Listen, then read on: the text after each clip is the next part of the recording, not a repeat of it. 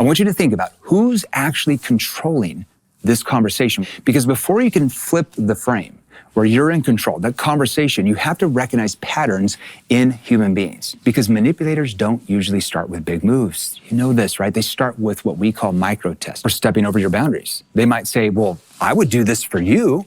And then you just do it because you're nice. So instead of trying to change their mind, what if we learned how to change their identity, how to get them into the identity of the person you want them to be? So what's the first step? Simply ask yourself, what are they actually wanting from me right now? Like if you keep giving money to that person, you're gonna end up giving way more. There's a pattern you're starting to recognize. Who really ends up with more control if I keep playing along with this game? Just noticing those patterns already moves you out of victim mode into observer mode. Most people don't even know that because you know how to recognize patterns in others. If you're in sales, for example, a prospect might have a belief system that they always have to talk to their spouse before they make a decision. That's their frame, that's their belief system. So once you see what their belief system is, we call that the frame, remember, you then can do what's called the D-frame. You wanna master this. And I'm gonna show you a few examples of that today, especially number 6 and 7 of this training. Let's get to number 2. Number 2, emotional neutrality. Feel everything in private, show almost nothing in public. A manipulator's greatest weapon is not their words. It's your emotional reaction to their words.